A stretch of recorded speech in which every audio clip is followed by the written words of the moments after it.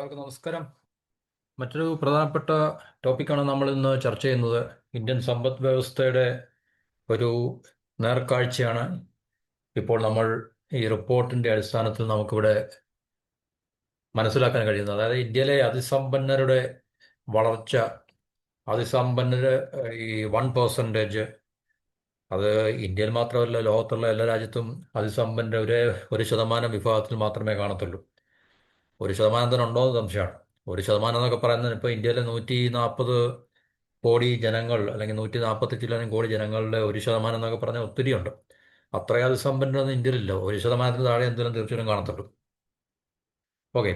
അപ്പോൾ 1%, 1% ആണ് അതിസമ്പന്നരുടെ നിരക്ക്. അത് ഇന്ത്യയിൽ മാത്രമല്ല, ഒട്ടുമിക്ക എല്ലാ രാജ്യങ്ങളിലും അങ്ങനെയൊക്കെ തന്നെ ആയിരിക്കും. അപ്പോൾ അവരുടെ വളർച്ച കഴിഞ്ഞ കാൽ നൂറ്റാണ്ട് കൊണ്ട്, അതായത് 25 വർഷം കൊണ്ട് 62%-ഓളം വളർച്ച അവർക്കുണ്ടായി, അതിസമ്പന്നർക്ക് മാത്രം. ചൈനയിലെ ഈ കാലയളവിൽ ഈ കാര്യത്തിൽ ഇന്ത്യയെ അപേക്ഷിച്ച് 54% മാത്രമാണ് വളർച്ച ഉണ്ടായത് അതിസമ്പന്നരുടെ എന്നാണ് കണക്കുകൾ സൂചിപ്പിക്കുന്നത്. അപ്പം ഇങ്ങനൊരു വളർച്ച എന്നുവെച്ചാൽ ഈ സമ്പന്നരുടെ എണ്ണം കൂടുന്നതും സമ്പന്നരുടെ ഇതുപോലുള്ള നിയന്ത്ര അനിയന്ത്രിതമായിട്ടുള്ള നിയന്ത്രണത്തിന് വെളിയിലുള്ള, ഇതാണ് ശരിക്കും പറഞ്ഞാൽ നിയന്ത്രിക്കേണ്ടത്. ഇത് നിലവിലിരിക്കുന്ന അല്ലെങ്കിൽ നിലനിൽക്കുന്ന ഭരണകൂടത്തിന്റെ ഭാഗത്തു നിന്നാണ് ഇതുപോലുള്ള നിയന്ത്രണങ്ങൾ കൊണ്ടുവരേണ്ടത്. ആ നിയന്ത്രണങ്ങൾ കൊണ്ടുവരിക എന്ന് പറഞ്ഞു കഴിഞ്ഞാൽ തീർച്ചയായിട്ടും നമുക്കറിയാം, നിയമങ്ങളിൽ കൂടെയും ഒക്കെ തന്നെയാണ് തീർച്ചയായിട്ടും ഇതുപോലുള്ള നിയന്ത്രണം എന്ന് പറഞ്ഞാൽ അതിസമ്പന്നരുടെ വളർച്ച ക്രമാതീതമായിട്ട് എവർക്ക് മാത്രം ബാക്കിയുള്ള ജനങ്ങളുടെ ജീവിത നിലവാരത്തിൽ കാര്യമായിട്ടുള്ള മാറ്റങ്ങൾ ഉണ്ടാകാത്ത, അല്ലെങ്കിൽ ജനങ്ങളുടെ സമ്പത്ത് വർദ്ധിക്കാതിരിക്കുമ്പോൾ തീർച്ചയായിട്ടും ഇങ്ങനെയുള്ള ഒരു വിഭാഗം ജനങ്ങളുടെ സമ്പത്ത് വളരെയധികം ക്രമാതീതമായിട്ട് കുമിഞ്ഞുകൂടുന്നത് എന്താണ് എന്നുള്ളതിൻ്റെ ഒരു കാരണം തീർച്ചയായിട്ടും എല്ലാ രാജ്യത്തും നിലനിൽക്കുന്ന വ്യവസ്ഥകളും അവസ്ഥകളും ഒക്കെ തന്നെ ഇതുപോലുള്ള ആൾക്കാർക്ക്, എന്നുവെച്ചാൽ വ്യവസായം ചെയ്യുന്ന ആൾക്കാരായിരിക്കുമല്ലോ പൊതുവേ ഉള്ളതെന്നുണ്ട്. ഈ അതിസമ്പന്നം എന്ന് പറയുമ്പോൾ ഇൻഡസ്ട്രിയലിസ്റ്റ് നമ്മൾ പറയും, ഇല്ലേ? എന്നുവെച്ചാൽ വലിയ ബിഗ് കോർപ്പറേഷൻസിൻ്റെ ഒക്കെ തന്നെ അധിപന്മാരായിട്ടുള്ള, അല്ലെ തലവന്മാരായിട്ടുള്ള, അല്ലെങ്കിൽ ഓണേഴ്സ് എന്ന് പറയുന്ന, ഇപ്പം അംബാനി മുതൽ നമുക്ക് ഫോർ എക്സാമ്പിൾ അദാനി, അംബാനി, ഇല്ലേ, പിന്നെ ബിർള, ഇങ്ങനെയുള്ള ആൾക്കാരൊക്കെ തന്നെ, അല്ലെങ്കിൽ യൂസഫ് അലി സില്ലുവിൻ്റെ ഓണേഴ്സ്, അങ്ങനെയുള്ള വ്യത്യസ്തമായിട്ടുള്ള മേഖലകളിലുള്ള നിരവധി കമ്പനികളുടെ ഉടമകളാണ് അതിസമ്പന്നൻ എന്ന് പറയുന്നത് തീർച്ചയായിട്ടും. അപ്പോൾ അങ്ങനെയുള്ള ആൾക്കാരുടെ എണ്ണത്തിലുള്ള പ്രശ്നമല്ല. അവരെ ഏകദേശം 1% അല്ലെങ്കിൽ 1%-ന് താഴെ കാണത്തുള്ളൂ ടോട്ടൽ പോപ്പുലേഷനുമായിട്ട് നമ്മൾ കമ്പയർ ചെയ്ത് നോക്കുമ്പോൾ. പക്ഷേ അവരുടെ വെൽത്തിൻ്റെ അളവ് വളരെ വർദ്ധിക്കുന്നു, അല്ലെങ്കിൽ ആ വെൽത്തിൻ്റെ വളർച്ച വളരെ കൂടുതലാണ് എന്നാണ് ഈ റിപ്പോർട്ട് പറയുന്നത്. ലോകത്തെ ഏകദേശം 230 കോടി ജനങ്ങളോളം ഭക്ഷണത്തിൻ്റെ കാര്യത്തിൽ അരക്ഷിതാവസ്ഥ അനുഭവിക്കുന്ന പറയുമ്പോൾ പട്ടിണിയിലാണ്, ദാരിദ്ര്യത്തിലാണ് എന്നുള്ളതാണ് നമുക്ക് മനസ്സിലാക്കാൻ സാധിക്കുന്നത്.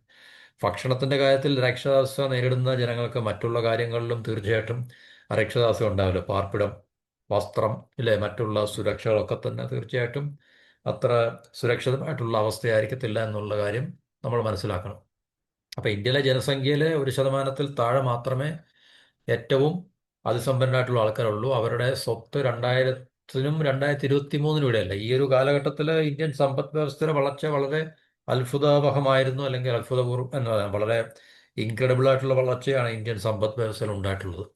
അപ്പോൾ അവരുടെ വളർച്ച, അല്ലെങ്കിൽ അവരുടെ വെൽത്തിനുള്ള വളർച്ച 63%-ഓളം. അപ്പോൾ ഇതൊരു റിപ്പോർട്ട്, അതായത് G20, ദക്ഷിണാഫ്രിക്ക ഇപ്പോൾ പിന്നെ അധ്യക്ഷ പദവിയിലിരിക്കുന്ന G20-യുടെ ഒരു റിപ്പോർട്ട് അനുസരിച്ചാണ്. G20 ഗ്രൂപ്പ് ഓഫ് 20 രാജ്യങ്ങൾ, അതിനകത്ത് ഇന്ത്യയൊക്കെ ഉൾപ്പെടുന്ന ആണ് ശരിക്കും പറഞ്ഞു കഴിഞ്ഞാൽ. അപ്പം അതിനകത്തിലെ നേരത്തെയുള്ളൊരു നോബൽ ജേതാവ്, എക്കണോമിക്സിലുള്ള ഒരു നോബൽ സമ്മാനം കിട്ടിയ ജോസഫ് സ്റ്റിഗ്ലിറ്റ്സിന്റെ നേതൃത്വത്തിലായിരുന്നു ആ പഠനം നടന്നത്. ആ പഠനത്തിന്റെ അടിസ്ഥാനത്തിലാണ് ഈ റിപ്പോർട്ടുകൾ. ഷോക്കിംഗ് ആയിട്ടുള്ള റിപ്പോർട്ടൊന്നും പറഞ്ഞിട്ട് കാര്യമില്ല, കാരണം ഇതുപോലുള്ള റിപ്പോർട്ടുകൾ ഒത്തിരി ലോകത്തുണ്ടാകുന്നുണ്ട്, നേരത്തെ ഉണ്ടായിട്ടുണ്ട്.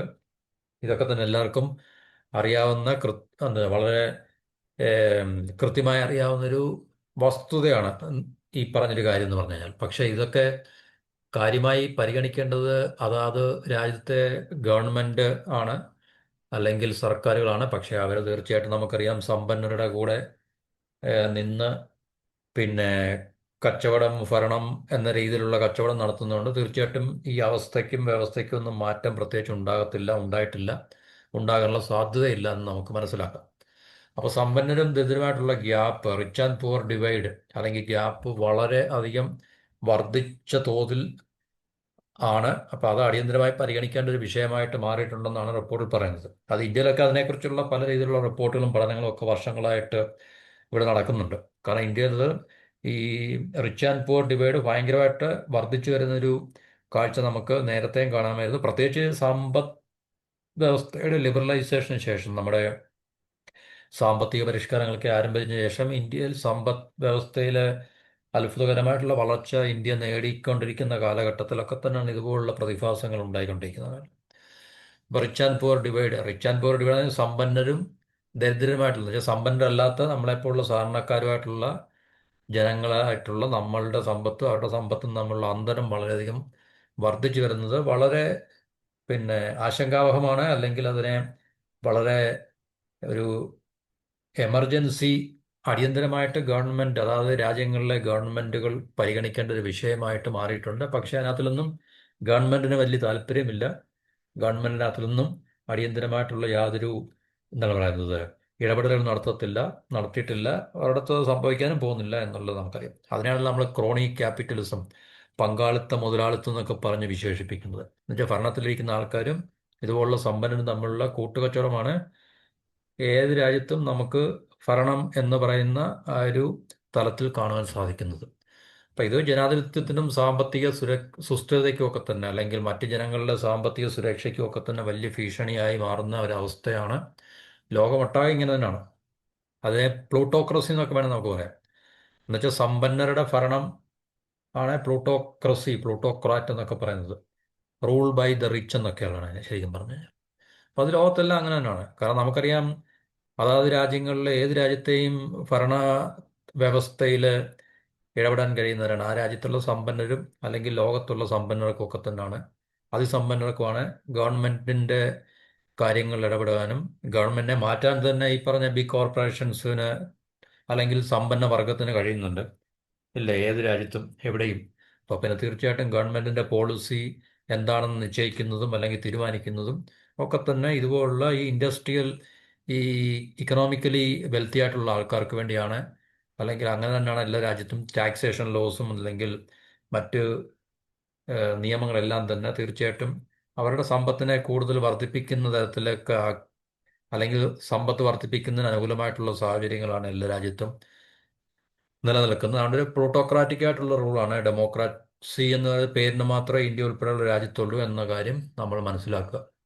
അപ്പോൾ 2000-നും 2023-24-നും ഇടയിൽ ആഗോളതലത്തിൽ പുതുതായി ക്രിയേറ്റ് ചെയ്യപ്പെട്ട അസറ്റിൻ്റെ 41% ഈ പറഞ്ഞ അതിസമ്പന്നരായിട്ടുള്ള 1% ആൾക്കാരുടെ കൈകളിലാണ്. ലോകം മൊത്തം അങ്ങനെ തന്നെയാണ്. 1% റൂൾ എന്നുള്ളതാണ്, മനസ്സിലല്ലോ. 1% എവിടെയും ശക്തർ, അല്ലെങ്കിൽ പൊളിറ്റിക്കലി ഇക്കണോമിക്കലി എല്ലാം അവരാണ് ശക്തരായിട്ടുള്ള ഒരു വിഭാഗം. അവരാണ് ഭരണം എങ്ങനെ നടക്കണമെന്നും അല്ലെങ്കിൽ ഒരു രാജ്യത്തെ ഗവൺമെൻറ്, ഗ്ലോബൽ ഗവേണൻസ് പോലും അവരുടെ കൈകളിലാണ് തീർച്ചയായിട്ടും തമ്മിൽ. വേൾഡ് ഇക്കണോമിക് ഫോറം ഒക്കെ നമ്മൾ പരിശോധിച്ച് കഴിഞ്ഞാൽ നമുക്ക് മനസ്സിലാകും. കാരണം അതിസമ്പന്നരുടെ ക്ലബ്ബാണ് വേൾഡ് ഇക്കണോമിക് ഫോറം ഒക്കെ തന്നെ. ലോകത്തുള്ള എല്ലാ രാജ്യങ്ങളിലെ അതിസമ്പന്നർ പങ്കെടുക്കുന്ന ഒരു ക്ലബ്ബാണ് വേൾഡ് ഇക്കണോമിക് ഫോറം. അവിടെയാണ് പ്രധാനപ്പെട്ട തീരുമാനങ്ങളൊക്കെ എടുക്കുകയും ലോകത്ത് നടപ്പിലാക്കുകയൊക്കെ ചെയ്യുന്നത്. അപ്പോൾ ഇന്ത്യ, ചൈന പോലുള്ള രാജ്യങ്ങളിലെ പെർ ക്യാപിറ്റൽ ഇൻകം കൂടിയിട്ടുണ്ട്. അപ്പോൾ അതുകൊണ്ട് ഈ രാജ്യങ്ങൾ തമ്മിലുള്ള അന്തരം കുറേയൊക്കെ കുറഞ്ഞിട്ടുണ്ട്. ജനസംഖ്യയിൽ മുൻപിലാണ് ഈ രണ്ട് രാജ്യങ്ങളും. അപ്പോൾ ആളോഹരി വരുമാനം കൂടിയിട്ടും നമ്മുടെ GDP-യിൽ വർധന ഉണ്ടായാൽ തന്നെ അത് ആളോഹരി വരുമാനത്തിൽ കാര്യമായിട്ടുള്ള മാറ്റങ്ങൾ ഉണ്ടാകത്തില്ല. കാരണം പോപ്പുലേഷൻ വളരെ വലുതായതുകൊണ്ട്. രാജ്യങ്ങൾ തമ്മിലുള്ള അസമത്വങ്ങൾ കുറേയൊക്കെ കുറഞ്ഞിട്ടുണ്ട്. അപ്പോൾ ഈ രാജ്യത്ത്, ചൈനയിലും കഴിഞ്ഞ 10-30 വർഷമായിട്ട് ഉണ്ടായിട്ടുള്ള, അല്ലെങ്കിൽ 35 വർഷമായിട്ട്, 30-40 ഇയേഴ്സ്, പ്രത്യേകിച്ച് കഴിഞ്ഞ 25-30 വർഷം കൊണ്ട് ഇന്ത്യയിലും ചൈനയിലും ഒക്കെ ഉണ്ടായിട്ടുള്ള ഈ സാമ്പത്തിക വളർച്ച ഉന്നത വരുമാനക്കാരായ രാജ്യങ്ങൾക്ക്, പ്രത്യേകിച്ച് അമേരിക്ക പോലുള്ള പാശ്ചാത്യ രാജ്യങ്ങൾ, ജപ്പാൻ പോലുള്ള രാജ്യങ്ങളിലെയൊക്കെ അവർക്ക് ഈ ഗ്ലോബൽ അസറ്റിലുള്ള അവരുടെ ഷെയർ